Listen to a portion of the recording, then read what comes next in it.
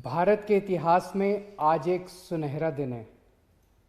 आज का दिन भारतीय इतिहास में 15 अगस्त 26 जनवरी की तरह लिखा जाएगा।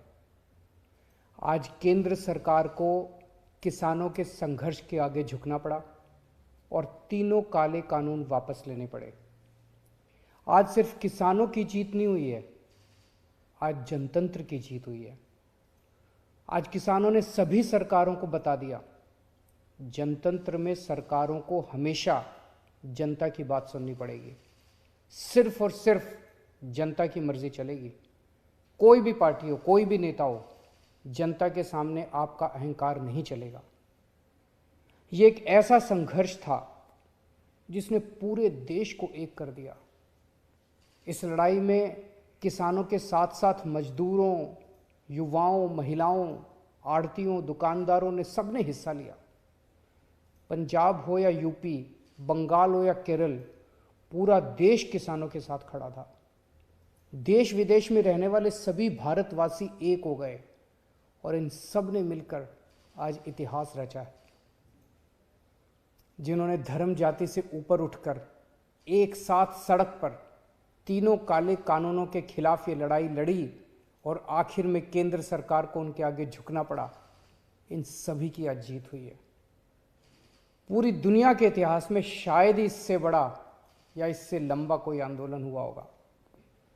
इतनी शांतिपूर्वक तरीके से इतने लाखों लोगों ने संघर्ष किया, कड़ी धूप में, ठंड में, बरसात में, पीछे नहीं हटे। इस आंदोलन को तोड़ने के लिए सरकार ने, पूरे सिस्टम ने, एजेंसियों ने, पूरे के पूरे तंत्र ने न जाने क्या क्या कोशिश की। किसानों को आतंकवादी कहा, खालिस्तानी कहा, एंटी नेशनल कहा, सब तरीके से घेर के उनको, उनके हौसले को तोड़ने की कोशिश की गई। लेकिन किसानों के लिए भी आज़ादी की लड़ाई थी। आज़ादी के दीवानों की तरह किसानों ने भी कमर कस के ये लड़ाई लड़ी और जीते। किसानों के प्रबल साहस के सामने वाटर कैनन का पानी सूख गया, सरकार की लाठियां टूट गई, कीलें गल गई, लेकिन सरकार उनका आत्मविश्वास और जज्बा नहीं तोड़ पाई। आज एक बात का दुख है, बहुत दुख है, 700 से ज्यादा हमारे किसानों ने अपनी जान गंवा दी।